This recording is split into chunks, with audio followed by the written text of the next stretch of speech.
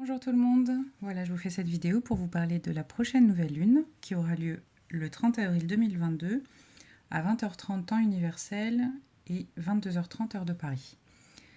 Donc, on aura donc cette conjonction Soleil-Lune qui aura lieu dans le 10e degré du Taureau, tout près d'Uranus qui se trouve au 14e degré et qui lui-même est en conjonction avec le nœud nord à 22 degrés du Taureau.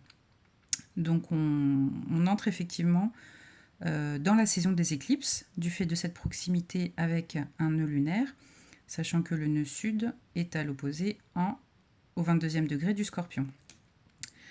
Donc le nœud sud est maîtrisé par Pluton et Mars, et le nœud nord, qui est en Taureau, est maîtrisé par Vénus. Donc c'est Vénus qui va maîtriser cette nouvelle lune qui aura lieu effectivement dans le signe du Taureau. Et Vénus elle-même sera en conjonction, elle sera en conjonction exacte. Ça, c'est vraiment intéressant parce qu'on aura deux conjonctions totalement exactes, Vénus-Jupiter et Soleil-Lune. En plus dans des signes complémentaires, donc en Taureau, signe de terre, ici en Poisson, signe d'eau.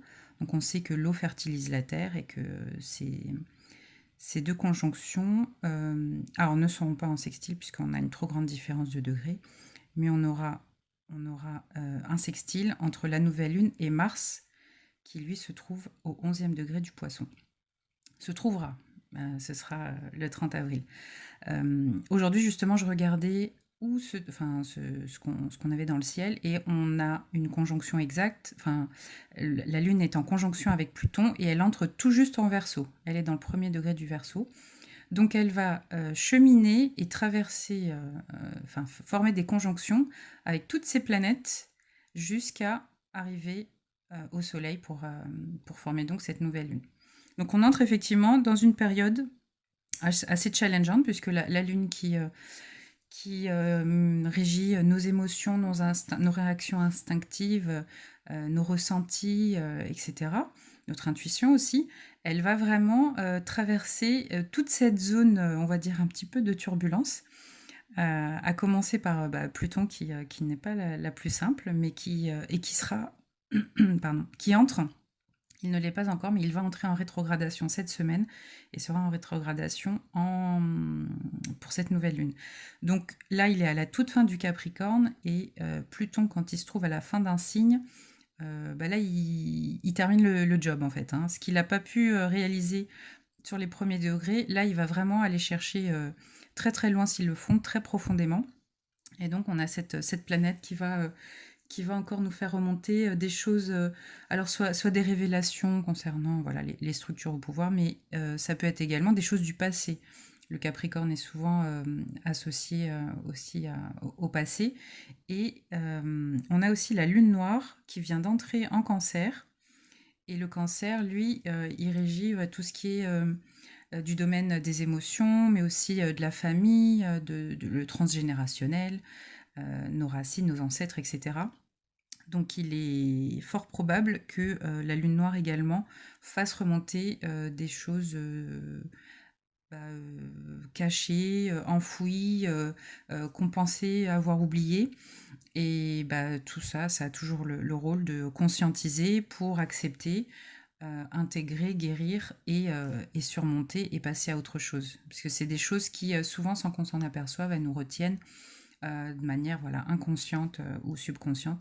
Et ces planètes-là sont souvent cataloguées de maléfiques, mais en fait, elles ont vraiment un rôle de ramener, de faire remonter à la lumière ce qui doit l'être pour être transmuté, voilà, pour transmuter vraiment l'ombre à la lumière. Donc, elles font un peu le sale boulot, mais c'est nécessaire. Donc,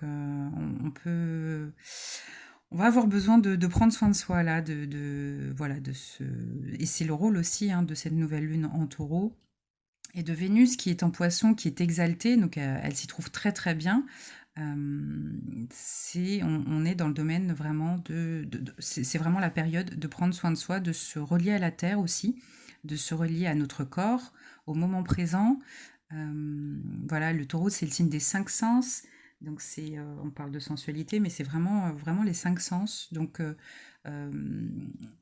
écouter de la musique qui vous fait du bien, admirer des belles œuvres d'art ou la nature, l'abondance de la nature en ce moment printanière. Elle est... Ah, ça c'est mon petit chat qui vient faire coucou. Elle est, voilà, le printemps en cette période. En plus, on est vraiment au milieu du printemps, hein, signe fixe. Donc, on a toutes ces belles floraisons, ces éclosions. Vous voyez peut-être, si vous vous promenez dans la nature, des petites plumes partout. Donc, voilà, c'est les oiseaux qui vont prendre les petits oiseaux qui sont nés il y a quelques semaines et qui vont prendre leur envol. On peut les entendre piailler dans les nids. Enfin voilà, si on est vraiment à l'écoute, en conscience de notre environnement, de ce qui se passe autour de nous et si possible dans la nature, c'est quand même beaucoup mieux. Là vous ressentirez vraiment ces énergies terrestres d'abondance voilà, qui nous montre que la vie continue toujours quoi qu'il arrive.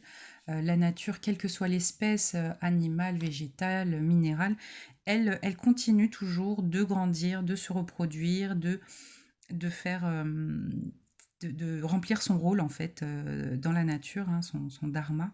Donc à nous également de faire de même, de nous ancrer si on se sent perdu, voilà, d'aller nager, de marcher. Faites bouger votre corps aussi, hein. Vraiment, là, il est bon, un massage pour vous détendre si vous en avez besoin, mais faites-le bouger. C'est vraiment le meilleur moyen de bouger avec ses énergies. Donc danser aussi, ça c'est une excellente activité. Laissez-vous aller à la danse, peu importe, hein, il n'y a pas forcément besoin de suivre une chorégraphie. Vous mettez quelque chose, un morceau qui vous plaît, qui vous donne envie de danser, et vous vous lâchez. Voilà, c'est exactement le mot, c'est lâcher et lâcher prise, hein. Vénus en poisson, c'est exactement ça. Elle se fait plaisir, elle se prend pas la tête, elle lâche prise, elle ne se préoccupe pas du regard des autres. Et le poisson aussi, il est dans la contemplation, la méditation. Il admire la beauté du monde. Parce que c'est aussi voilà le signe de l'amour inconditionnel, puisque il arrive à la fin de la roue du zodiaque.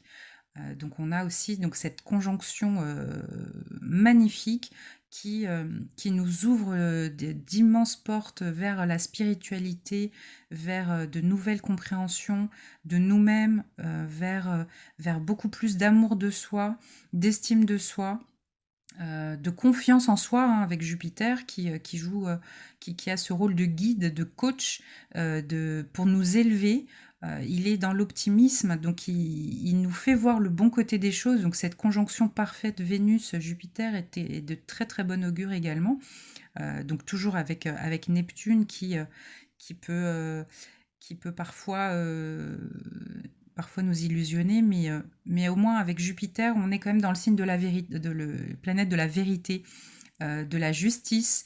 On a deux archétypes aussi de la justice, puisque Vénus avec la carte de la justice dans le tarot, et Jupiter qui représente aussi les lois, les idéaux de justice, les, voilà, une forme de spiritualité aussi, mais autant se détacher des religions, hein. Avec Neptune, on est en contact direct avec le divin. On voit le divin partout, en nous, autour de nous, même chez les personnes que l'on apprécie moins, elles ont leur rôle à jouer. Et donc voilà, il faut accepter aussi cette diversité, que ce soit dans la nature ou dans notre vie de tous les jours, puisque dans la nature, bah, il y a aussi chaque espèce a son prédateur, voilà, il y a une chaîne alimentaire. Donc, je dis pas que c'est la même chose dans le monde humain, mais voilà, il faut accepter que tout le monde est à sa place et que bah, chacun poursuit son chemin. Et donc voilà, donc on a, comme je vous le disais, la Lune qui va remonter. Donc là, elle est en conjonction avec Pluton, elle va vite se diriger dans 2 jours, elle sera en conjonction avec Saturne, donc elle va refaire le point au niveau de nos fondamentaux, nos structures, euh, ce qui nous consolide, notre organisation aussi, où on en est au niveau de nos projets. Et après, elle va rejoindre Mars. Donc là, Mars, voilà, elle va nous impulser ensuite cette énergie. Alors même si Mars en Poisson, il n'est pas aussi combatif qu'en Bélier, parce que là il recharge ses batteries justement. Là, il est en fin de cycle, il a quand même pas mal, il a fait tout le zodiaque. Donc là, il se repose, il médite, voilà, il apprécie, il fait le bilan aussi de tout ce qu'il a fait durant l'année écoulée. Donc ça peut être l'occasion pour nous de faire de même, hein. Cette conjonction en poisson nous amène aussi à méditer sur voilà, ce qui a été réalisé et donc à éprouver de la gratitude. euh, voilà, sur toutes les actions que l'on a pu mener ou pas. Enfin, c'est pas le moment de culpabiliser ou quoi. Au contraire, c'est vraiment de se focaliser sur ce qui est positif, sur les enseignements que l'on a pu en tirer, hein, même si on a traversé des périodes ou des moments difficiles, il y a toujours un enseignement à en tirer soit pour que ça ne se reproduise plus, soit parce qu'on s'est transformé, on a évolué du fait de cette épreuve. Donc il y a toujours du bon à en tirer si on est encore sur Terre, c'est pour justement vivre des choses, créer, expérimenter, manifester quelque part la volonté du divin à travers nous, à travers nos valeurs, à travers notre identité, qui l'on est. Voilà, donc avec Chiron en bélier, on peut avoir aussi un peu des remontées colériques, des choses à comprendre en nous aussi, et puis à guérir, hein, puisque Chiron, c'est le guérisseur blessé. Donc, moi, je vous invite, si vous le pouvez, à essayer de voir où tombe cette nouvelle lune, qui sera donc une éclipse. Dans votre thème, ce sera vraiment intéressant de voir les secteurs de vie qui seront activés tant par cette conjonction-ci que par celle en poisson, mais également de voir les aspects que ces planètes ou luminaires forment avec vos planètes natales. Ça, c'est très intéressant de voir si on a, par exemple, je sais pas, un Pluton en carré avec une de nos planètes personnelles. Bah, effectivement, on peut s'attendre à vivre des choses encore un petit peu transformatrices, hein, mais voilà, c'est toujours pour du mieux, mais bon, c'est après qu'on s'en rend compte en général. Mais de pouvoir l'anticiper, ça peut aider à comprendre le pourquoi du comment et à prendre les dispositions nécessaires. C'est-à-dire que voilà, les énergies planétaires, on va dire, c'est le contexte, c'est l'environnement dans lequel on est, mais on a toujours notre libre arbitre. Et donc, c'est même 50 ou 60-70% du travail. C'est vraiment nous, quelles sont nos décisions, nos actions, sachant que tout ce que l'on envoie dans l'univers est vibration. Donc, vos pensées aussi, faites attention à vos pensées. Là, avec Mercure, qui est encore un conjoint au nœud nord, voilà, on a sûrement des nouvelles pensées, nouvelles fonctions, enfin, nouvelles façons de réfléchir aussi qui peuvent arriver. On peut se dire, mais pourquoi je pense ça? Enfin voilà. Donc, on est dans un sens d'évolution tant collective qu'individuelle. Donc, de voir aussi où tombe ce nœud nord actuellement dans votre thème, ça vous permet de savoir quel est le secteur de votre vie qui va être amené à évoluer durant cette année, puisque là, le nœud nord, il va rester dans le signe du taureau, enfin, il va remonter le signe du taureau pendant encore 1 an et quelques mois, 1 an et 3 mois, il me semble. Donc, et il se rapproche d'ailleurs, il remonte, il va se rapprocher d'Uranus et former prochainement une conjonction avec Uranus. Donc là, il y a des chances que ça déménage un petit peu quand même, hein. Uranus, c'est un petit peu l'ouragan du zodiaque, c'est l'éveilleur, c'est un événement extérieur qui va chambouler votre vie et bah, toujours voilà, pour vous faire évoluer, mais de savoir, de pouvoir l'anticiper, ça peut vraiment aider. Voilà. Nous serons sur une journée 4. J'aime bien regarder au niveau numérologie ce que ça nous donne. Donc 4, on est sur une énergie de travail, de stabilité. On est sur une énergie voilà, saturnienne, hein, d'organisation. On définit nos priorités. On fait un vision board. C'est très bien de faire un vision board d'ailleurs en début de roue du zodiaque et d'ailleurs lors d'une nouvelle lune. Notamment si on veut, voilà, le taureau, c'est aussi concrétiser des projets, les stabiliser sur le long terme, les ancrer dans la matière. Enfin voilà, c'est toutes ces énergies-là. Donc voilà, si vous avez des envies, des projets, des rêves, des choses qui vous tiennent à cœur, c'est le moment de les lancer, de planter les graines. Et planter les graines, ça commence par un tableau de visualisation ou vision board, comme je vous le disais, avec voilà la méditation qui va avec, la visualisation, le ressenti, de vraiment ancrer ça dans chaque cellule de notre corps, et ensuite d'agir en conséquence. Hein. Il ne s'agit pas d'attendre que l'univers fasse tout. Il peut nous aider et nous apporter voilà, les rencontres, les opportunités qui vont nous aider à concrétiser nos projets, mais il faut vraiment initier le projet justement et le suivre dans la durée, c'est-à-dire voilà, montrer qu'il y a cette envie, ce courage, cette volonté, cette motivation d'aboutir à un résultat donc rêvé que vous visualiserez lors d'une méditation. Voilà. Donc ça nous invite aussi à la patience. Hein. On est voilà, là on plante les graines que l'on récoltera dans plusieurs mois ou un an. Enfin voilà, il ne s'agit pas d'être pressé, c'est pas le but. Si on veut que ce soit justement stable et bien ancré dans la matière et que ça puisse vous apporter de l'abondance, voilà, il faut que les choses soient correctement faites. Donc, appelez notamment les énergies saturniennes et martiennes. Donc, Saturne pour l'organisation, la structure, le plan, la stratégie, la méthode, la rigueur, tout ça. Et Mars, après, lui, il va vous apporter vraiment les énergies d'action pour enclencher justement les premières actions. Donc là, c'est parfait de commencer à faire ça ce week-end, puisque avec la Lune qui va justement rejoindre Saturne et Mars, voilà, vous allez ressentir voilà, dans vos émotions, vos ressentis, votre corps, vous allez commencer à ressentir ces énergies de voilà, de mise en place, d'action et ensuite voilà, de concrétisation, de stabilisation. Donc c'est vraiment intéressant de pouvoir s'aligner voilà, sur les énergies cosmiques pour réaliser voilà, tous vos projets. Bon, bah, je crois qu'on a fait le tour. Je vais tirer juste deux, trois cartes pour voir si on a un ou deux conseils. Donc oui, juste pour terminer, on a voilà, Vénus, ça va être un petit peu la star voilà, de cette nouvelle lune.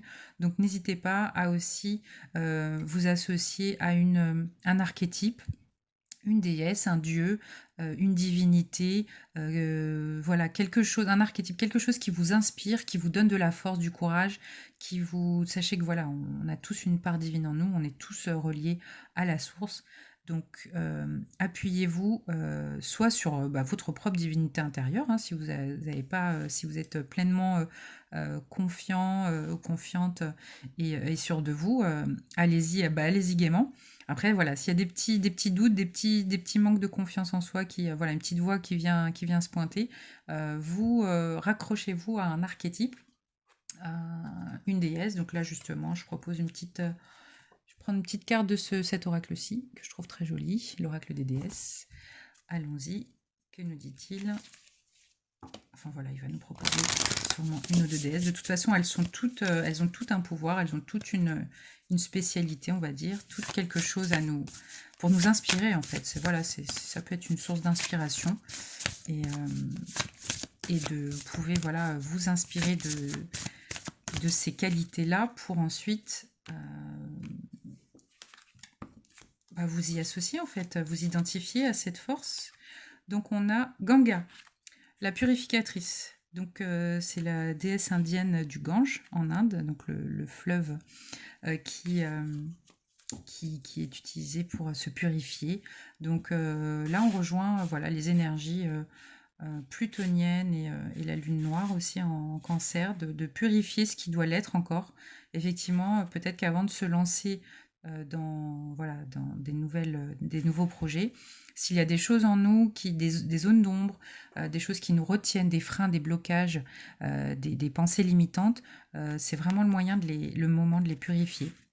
Donc pareil avec cette magnifique conjonction aussi en poisson, Neptune, Vénus, Jupiter, c'est vraiment, c'est aussi le parfait lieu pour se purifier, voilà, lâcher prise avec le passé, avec les relations qui ne nous satisfont plus, qui ne nous aident pas à avancer, tout ce qui nous retient, les pensées, enfin voilà, je pense que vous avez compris l'idée.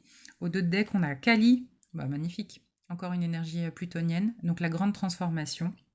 Donc Kali voilà, est associée à la destruction, la transformation, mais après, elle a une force vraiment incroyable elle est vraiment extrêmement puissante dans la cosmogonie indienne.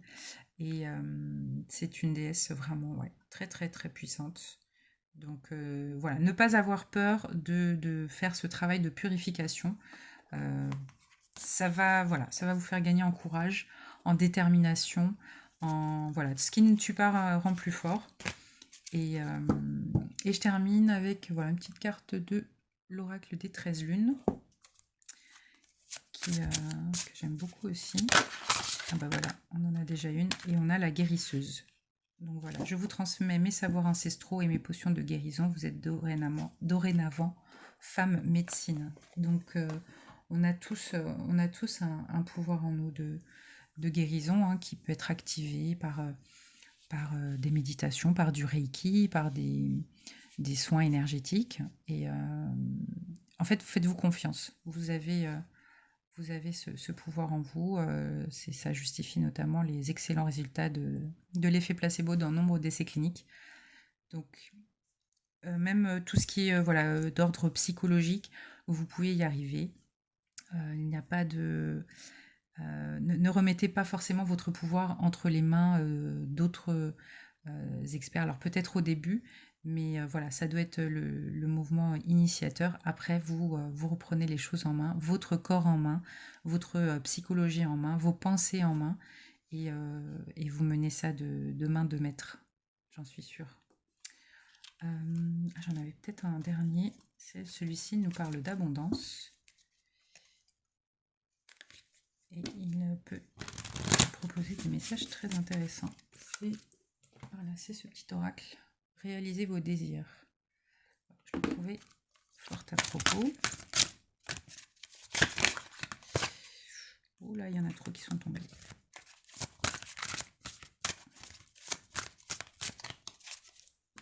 Hop, on coupe. Alors, on nous dit « Je dois être suffisamment égoïste pour m'aligner avec le bien-être. » Si vous n'êtes pas suffisamment égoïste pour vous aligner délibérément à l'énergie de votre source, alors vous n'avez rien à donner de toute façon. D'aucuns s'inquiètent du fait que s'ils prennent trop de tourtes, d'autres n'auront plus rien pour eux. Alors qu'en réalité, la tourte croît proportionnellement en fonction des requêtes de chacun d'entre vous tous. Ça, c'est intéressant. Voilà, on nous dit vraiment de penser à vous, et en plus, on a un joli pan qui est dessiné. De penser à vous, de prendre soin de vous en priorité.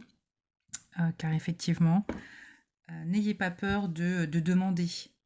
Il n'y a pas de limite. La source, voilà, ce sont les énergies, elles sont dirigées ici et là, mais n'ayez pas peur de demander. Vous avez droit au bonheur, vous avez droit à tout, vous avez droit de réaliser vos rêves, vos envies. Donc, allez-y, foncez. Voilà, sur ce, je vous souhaite une excellente semaine. Donc, prenez bien soin de vous et une excellente pleine lune la semaine prochaine. À bientôt!